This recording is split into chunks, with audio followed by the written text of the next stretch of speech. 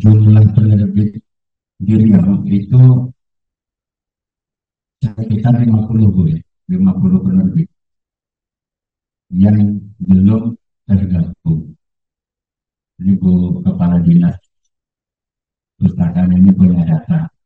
Kemarin datanya dari IKP, dari Dinas Perpustakaan Nasional. Jadi jumlah kita banyak.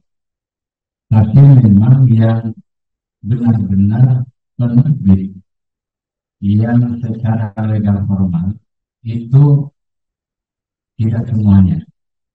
Nah, ini terbukti dari beberapa teman-teman penerbit yang mengajukan permohonan menjadi anggota IKP itu kadang terkendala di tengah jalan. Kenapa? Ada persyaratan yang kurang dan itu tidak dimiliki. Karena itu biasanya kami sampaikan kalau tidak ada SK supaya dibuat SK-nya, tidak ada struktur dibuat strukturnya, kalau tidak ada izin usaha dibuat, diusulkan dan seterusnya.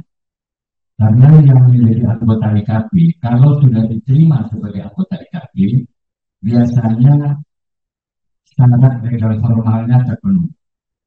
Ini Pak Ketua IKP kita ini tahu persis, Pak Aris. Beliau di samping pengurus IKP, beliau juga sebenarnya lebih banyak di Republika. Ya, saya dengan Republika ini sejak pertama kali keputusan apa berdiri kita sudah tapi ketemu dengan Pak Aris ini ya di IKP. Jadi untuk pertemuan itu di IKP. Jadi itu sebenarnya Bapak Ibu di beberapa perguruan tinggi itu kadang buku yang bisa dipilih itu adalah yang anggota IKP.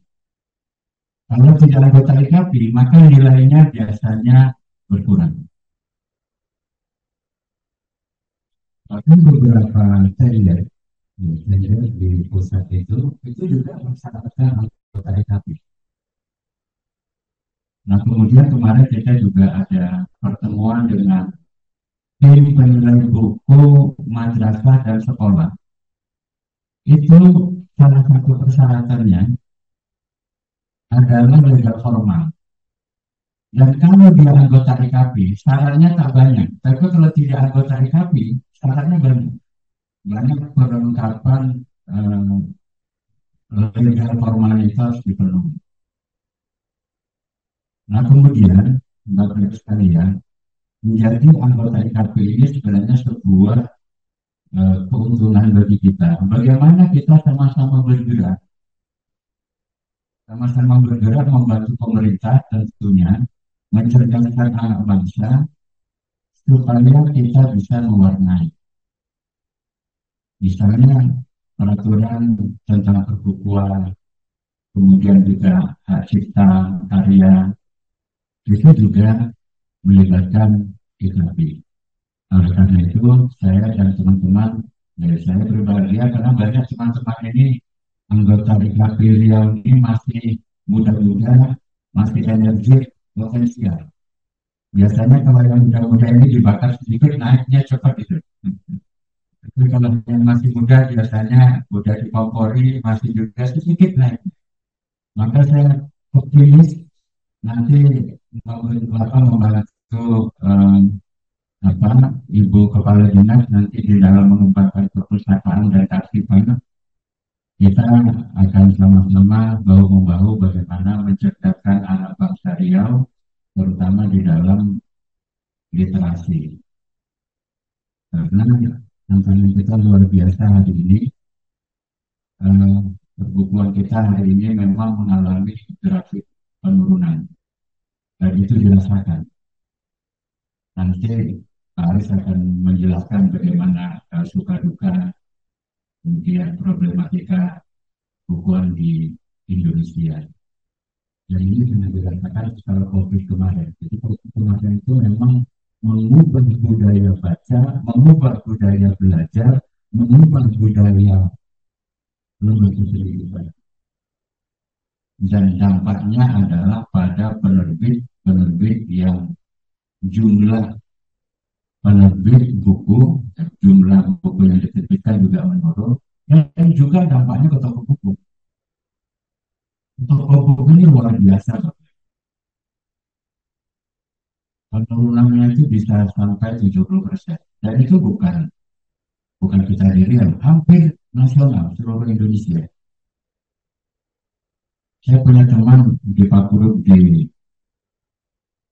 Jogja, itu tutup tinggal 3 penerbit dari 9 penerbit. Belum lagi kalau kita cerita tadi toko buku, Toga Mas, kemudian Agung, toko toko-toko buku yang berdiskon yang saya kira selama ini punya nama besar itu juga sudah diambang kehancuran, sudah mulai tutup, bahkan sudah tutup. Yang bisa bertahan tentu yang bagaimana kita bisa beradaptasi. Gramedia sendiri toko besar itu juga mengalami goncangan yang luar biasa.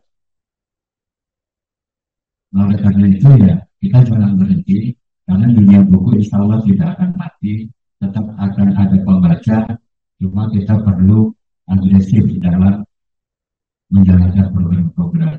Di Eropa hari ini orang sudah mulai meninggalkan e-book. Kita sekarang sedang gantung dengan e-book. Semuanya bermain gadget, kemudian handphone.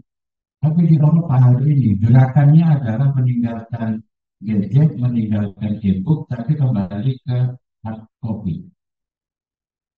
Nah, sementara kita tidak, kita meninggalkan buku. Nanti mungkin suatu ketika kalau jenuh, balik lagi ke buku. Jadi jangan khawatir teman-teman penerbit, akan ada waktunya nanti roda berputar, kita akan kembali ke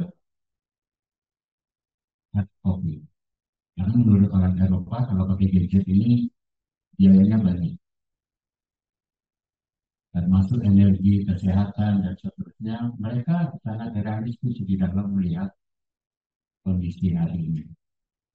Nah, oleh karena itu sebagai Ketua IKP dan teman-teman semua, kami tentu mohon dukungan teman-teman semua, baik penerbit, toko buku, komunitas penulis, kemudian yang bergerak di bidang literasi, kita sama-sama bagaimana berbuku di Riau khususnya akan berkembang lebih baik. Karena kecerdasan itu akan kita buka itu melalui jendela atau pintunya itu adalah buku. Dan kita prihatin memang hari ini jumlah pembaca buku, minat baca buku ini masih rendah. Oleh karena itu kami berkomitmen bersama teman-teman nanti akan membuat program-program kerjasama dengan teman-teman yang sefrekuensi tentunya bagaimana untuk melakukan hal-hal yang bisa memberi manfaat pada banyak orang. Terakhir tentunya kami dari IKP Provinsi Riau sangat terbuka untuk mendapat masukan, saran, dan apapun yang memberikan manfaat dan pengembangan perbukuan di Riau. Saya sedih Bapak Ibu kemarin waktu tim penilai buku madrasah dan sekolah dari Kementerian Agama RI itu kegiatannya juga di sini. Ada 24.000 buku seluruh Indonesia. Itu satu pun tidak ada dari Riau.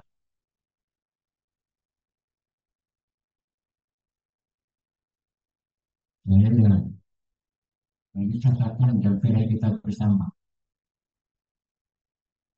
Jadi ini salahnya di mana? Ya, kita tidak perlu mencari siapa yang salah. Tapi yang pasti data menunjukkan buku-buku yang digunakan di sekolah, di madrasah, baik buku wajib, buku pokok, dan buku pendamping pendukung itu satu pun tidak ada penulis dari Riau dan tidak ada penerbit dari Riau. Yang mengisi itu justru banyak dari provinsi-provinsi lain. Dan ini tantangan. Kita sama-sama nanti bagaimana menulis bersama, membuat pelatihan, kita menulis buku tentang apa saja yang itu berhubungan dengan Riau. Sehingga nanti ada daftar penerbit, daftar penulis. Ada sih orang Riau dari Riau, tapi menulisnya dia bukan dari Riau. Ada yang dari Jogja, ada yang dari Jawa. Nah ini kenapa mereka lebih senang menulis dari luar Riau, tidak dari Riau. Nah ini juga saya kira sebuah PR kita bersama. Saya kira itu. Terima kasih sekali lagi kepada Bapak Ibu yang sudah berkenan hadir dan Pak Ketua yang sudah berkenan langsung melantik kita. Jadi waktu kemarin saya jemput ke bandara itu saya kerja makan khas Riau. Jadi sudah sama ibunya dari bawah. Jadi di bawah makan untuk ke sinar tempat ini kan makan makan Riau. Hmm. Saya lihat enak karena makannya tambah. Ya, itu nggak tahu saya kalau juga caranya tidak jauh berbeda dengan kita orang orang Riau. Dan itu juga saya lihat sangat menikmati. Mudah-mudahan ini yang pertama, tapi masih ada nanti yang kedua, ketiga, dan keempat. Terima kasih. Lebih Assalamualaikum warahmatullahi wabarakatuh.